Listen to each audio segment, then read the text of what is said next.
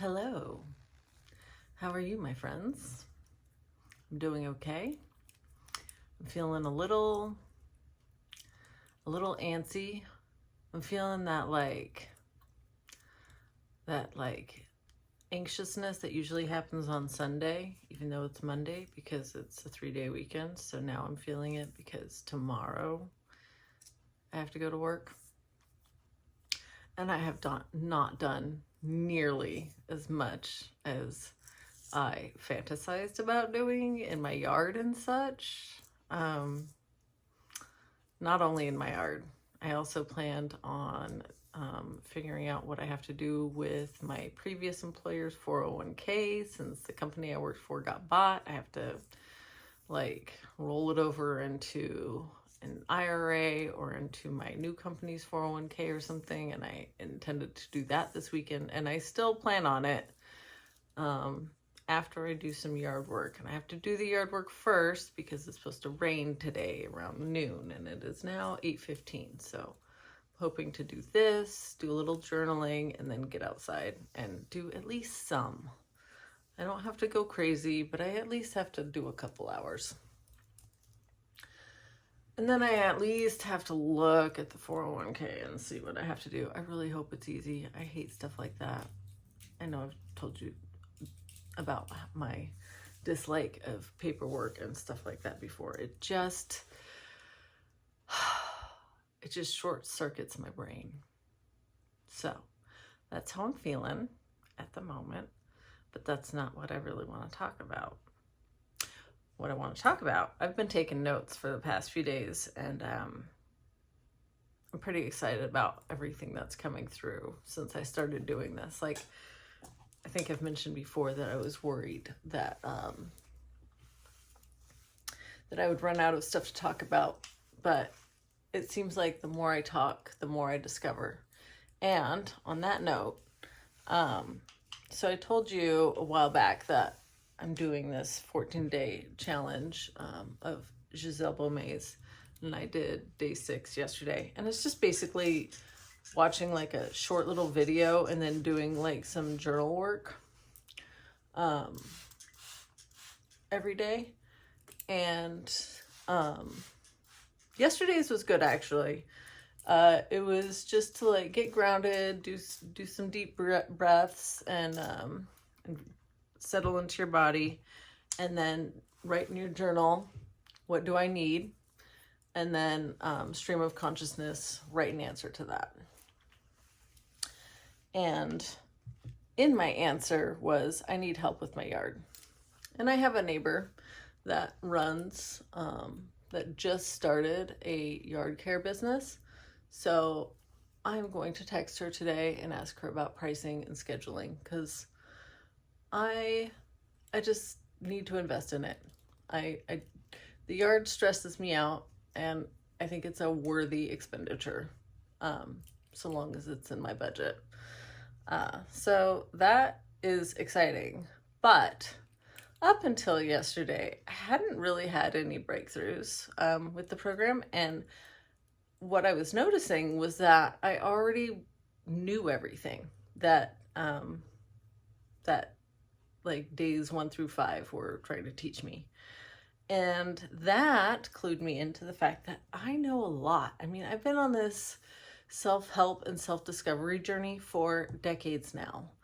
I really started to feel depression. I think it started at age 13, but it really set in hardcore at age 15. And I have been really trying to navigate my way out of my own personal hell for the last 32 years. And I am finally getting somewhere. In the last 3 years, I'd say I have really been seeing the light at the end of the tunnel, and it's really exciting. But yeah, so just discovering that I know all this stuff, and I've been taking it for granted. But then on another channel, Cindy has systems, or Cindy's got systems. I'll look it up for sure, and I'll put a link in the description. she talks about how each of us treat things in our own psyche and experience as common sense or common knowledge, and they're not. They're not. Each of us has our own unique perspective and so much knowledge that other people just simply don't have, and experiences they simply haven't lived through or are living through now and haven't yet learned from, and could benefit from what you know, what I know. And so having that realization that, like, I'm going through this course, and I was so glad that it was free, because I was like, I know this, I know this, I know this, I know how to do this. I'm like, oh, I'm actually pretty skilled in this area. Was like a really delightful realization.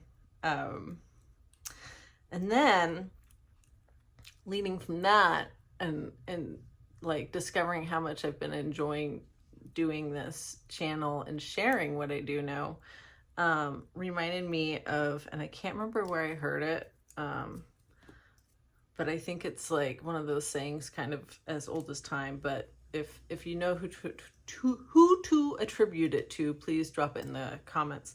But you don't truly know, understand, or integrate lessons or knowledge until you teach them or try to teach them. You discover like questions maybe that you didn't know you had while in the process of teaching. And it like really fully kind of integrates when you have to explain things that maybe you hadn't really known to think about before.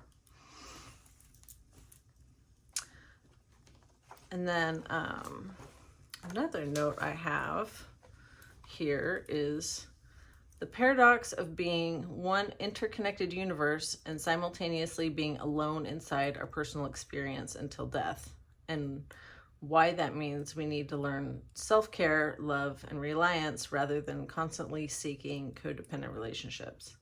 I wrote this because I've said that we are all one organism, I'm pretty sure, in at least one of my episodes. And I've also said that you have to focus on your own needs first, because you are the only person that you know that you're going to have to live with for the rest of your life. And I think that both are true at the same time. I think that while community is super helpful, relying on others to fix things in our lives or fix things within us will only lead to heartache and devastation. We have to learn how to take care of ourselves first. And then once we do that, what overflows from that, like this is a good example actually, me learning how to take care of myself and my own psyche, and how to pull myself out of desperation and despair. Now, because I did that, because I've taken the time to do that, now I have excess to share with you. Whereas if I've been relying on other people to do that for me, I would still have nothing. I would still be empty inside, and I wouldn't have anything to share. I would just be taking all the time. And I don't really know how to explain that in the context of us all being one organism. I think of us as being the fruiting bodies of consciousness, like we are to consciousness what mushrooms are to mycelium. And so I suppose if we expect the collective to take care of us rather than us taking care of ourselves, then it just kind of creates a drain. Like, imagine if one of the mushrooms just started pulling all of the resources, expecting all the other mushrooms to take care of it instead of it taking care of itself. Like there would be an imbalance there. So in order to be cohesive as one, we need to be cohesive within ourselves first.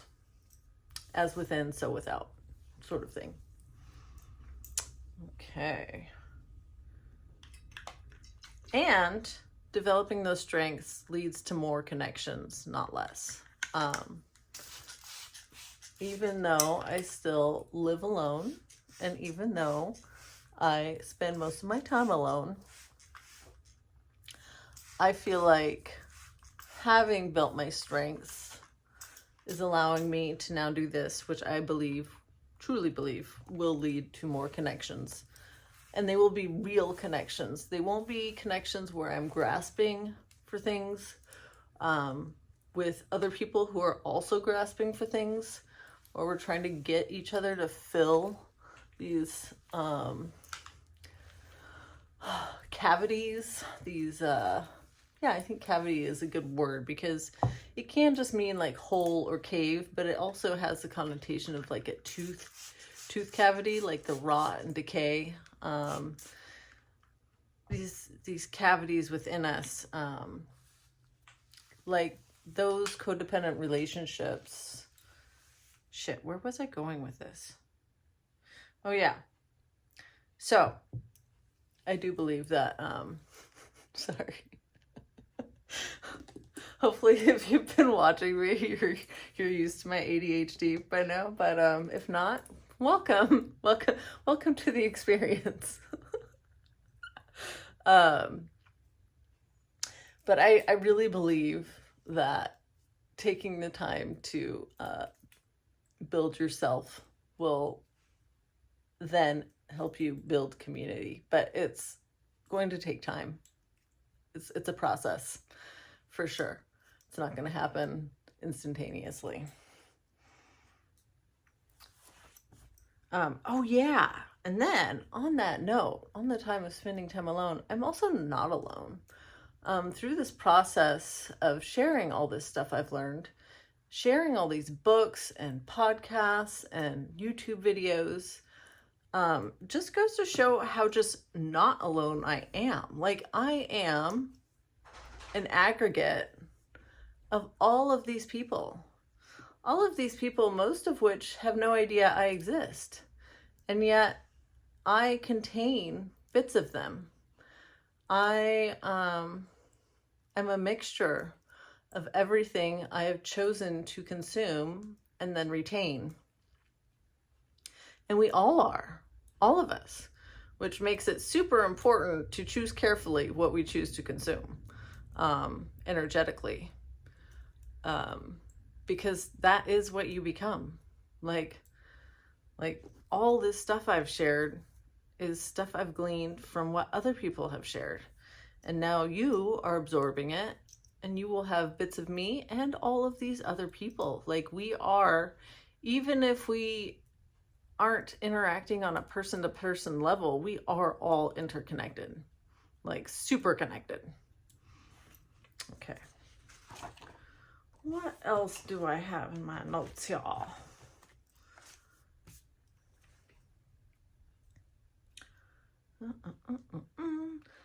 Oh, and on that note, I wanted to share some of the YouTubers that have really inspired me to feel comfortable coming here and doing this. Rituals by Micaela, and I'll put links to them in the description too. Rituals by Micaela, Ayandastood, I love her so much. Andi at 13 Moon Tarot. I think she is the first tarot reader I ever clicked on YouTube.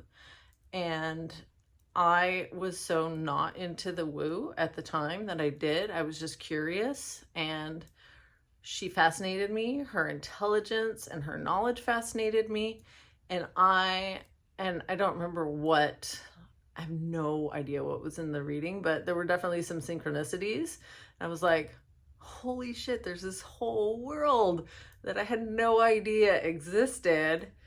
And then since then I've gotten like a couple of my own tarot decks, a bunch of oracle decks, and I watch other readers who are really positive. I only watch positive readers, like readers that talk about like jealousy and people like scary, like I am not into any like bad news messages. Like only readers who are into building positive energy are for me. But anyway, so on that note, Andi at 13 Moon. BecomingCate is another tarot reader, and I love her energy, and I love how she just shows up sometimes in her pajamas, wrapped in a blanket, no makeup.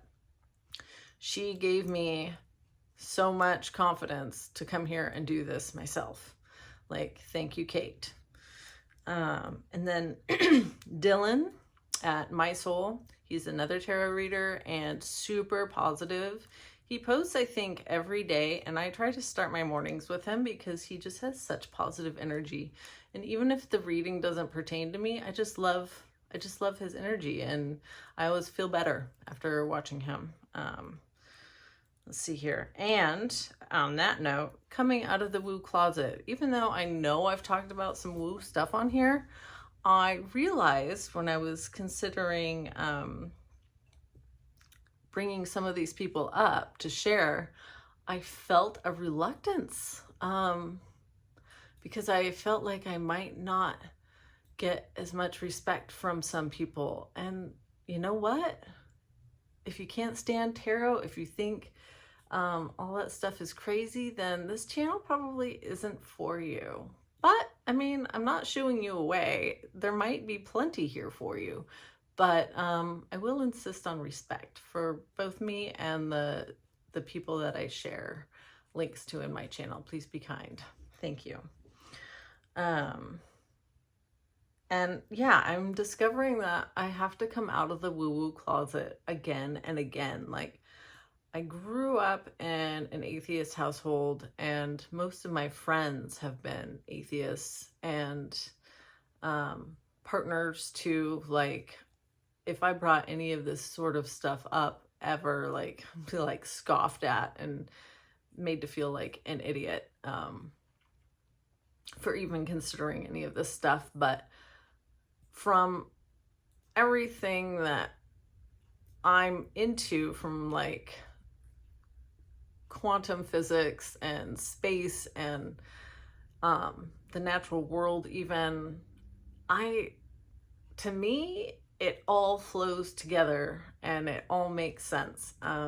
So I'm not saying that it has to for you, but I don't think I'm an idiot for feeling this way. And I really want to overcome this fear of talking about it because it's part of me, and it's a precious part of me. And I feel like this believing in magic and big magic, that's another book. I'll put a link to that in the description as well. And I would like to talk about that one later too. Maybe not today, but it's made my life so much richer and so much more fun.